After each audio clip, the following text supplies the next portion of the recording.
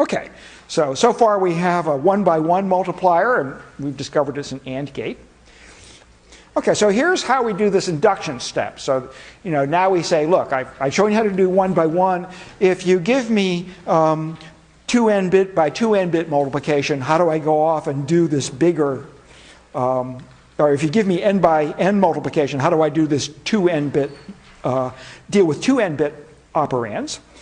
And, as I explained in the previous slide, we simply break the problem up into high half and low half and think of this bigger multiplication as a set of 4 n-bit multiplications that we already know how to do. And notice what I've done is I've slightly rearranged the order of the partial products. And there's nothing very substantive in the rearrangement. I've just chosen to build something that puts the block in a different order. We still have, every bit is in the same column it used to be in. We've just organized the bits so the columns are listed in a slightly different order. And there'll be a reason for that, which will become apparent as we look at the next layer of structure. Okay, so is everybody sort of happy with this brick view of multiplication, where we stack the bricks a little differently just to produce a slightly more compact picture? And since we're going to be using it several times, what I'd like to do is to just make sure we... Okay, so this is low, low, and this is high, high, and this is low, high, and high, low. And it doesn't, the order of these two isn't terribly significant, but it sort of gets the point across. Everybody, so just keep in mind that organization of the partial products. This is slightly, you're saying, what's wrong with the old way? Yes, sir? Can you give an example of how that works? Well, okay, so if I'm going, you mean in terms of? Numbers. Okay, so suppose I know how to do, so 1011 and 1100. Suppose I want to do that multiplication just in base 2. Okay, so let's do it the old-fashioned way. Okay, so 0 times, so that would produce 4 zeros. And this one, I'm going to now do this digit, and you can see it's already shifted over by a power of 2, right? So when I write down the partial product, which is this digit times the top operand, I'm going to shift it over just like we always have done. So this would be 0, 0, 0, 0.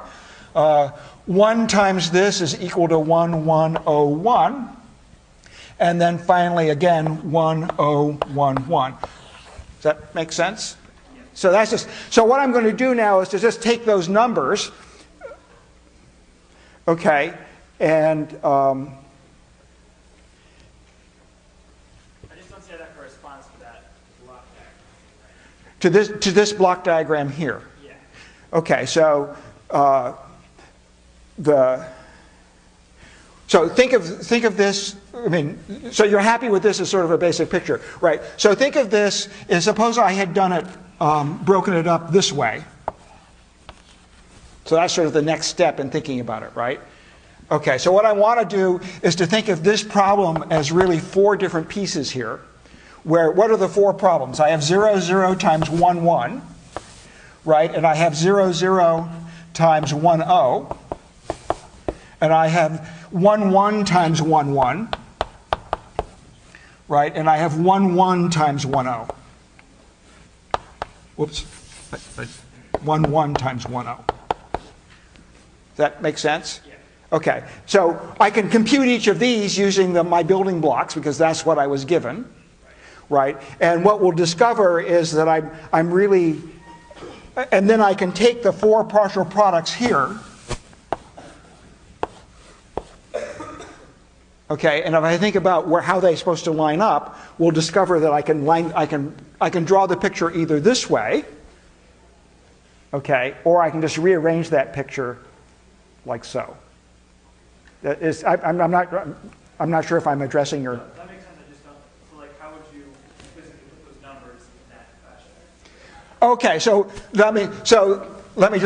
this is the low one here, right? So this is low times low. Right, this is low times high. This is high times low. and this is high times high.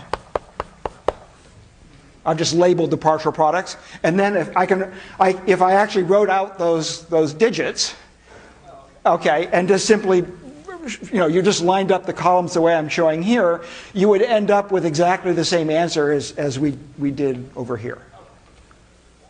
Okay, so this is slightly weird because instead of just doing the problem from scratch, like we did here, what I'm doing is I'm assuming I have a building block of half-size operands, and now I'm figuring out how to use that building block to do the next bigger problem. Okay, so what we're going to do now is we're going to use this basic structure and say, if I have something of one size, how do I do the next size up? If I have something of size n, how do I deal with 2n? Or if I have something of size 2n, how do I deal with products that end up as 4n bits? So here's a bigger problem, okay, using our induction steps that we've had before. And you can see that the resulting picture, okay, has the same basic form as this has. And each of the pieces at the top level that looks like one of these. So you can see this is the top block and the two blocks side by side in the bottom block. And what we've done now is simply to show you these two levels of hierarchy all pieced together. And you sort of look at this and you sort of go, okay, I mean, this is a very strange way to think about multiplication, perhaps. But it will make more sense as I'm going to squeeze these blocks together in a second. I'm trying to show you first the structural argument, and you can say, does this really compute the same answer as the other one? And in fact, it does. And perhaps this view here would be a little bit more easy to see, because if you think about the diagonals here, look at the diagonals. This is, A0 times all the B bits, and A1 times all the B bits, and A2 times all the B bits, and A3 times all the B bits. Or maybe this diagonal makes more sense. This is B0 times all the A bits, and this is B1 times all the A bits. Right? So, so this is just exactly the picture that looks like here. I've just drawn the order of these things in a way that maybe not the order that you would have picked up originally. Yes? So just to make sure, the rightmost column would be just B0, then after that it would be B1 plus A0 plus B0. No, so this is meant to represent the 2-bit product of A0 times B0. Right, so when we write A0, B0, it doesn't mean the bits A0, B0, it's actually the product of A0 times B0. Okay, for some size operands A0 and B0, does that make sense? Okay. Right, so each of these blocks represents a partial product. It's the result of a multiplication using our building blocks. Yes? So then the rightmost digit, of the result is going to be the rightmost digit of the product of A0 and B0. Right, and if you think about that, the rightmost bit of the result is the low order bit of the partial product that was formed by A0 times B0. Right? And you can say, why? I mean, this you learned a long time ago. What was the advantage of arranging things in this way? Well, I hope you can sort of see structurally that what I'm doing is if you can imagine that I give you a bunch of n-bit multipliers, if you arrange things in this way, you can quickly build yourself, what we call a brick wall, of these building blocks to build larger and larger multipliers. And once you have your basic circuit, you can just keep iterating these larger and larger units. It's not like you have to keep designing more and more circuitry. Okay, so chapter 1 of our little multiplier cookbook is this sort of view of multiplication. And when you think about it, there's two pieces here. One is I have to form the partial products, so all the multiplication that goes on here. And then secondly, I have to add up all the columns of bits.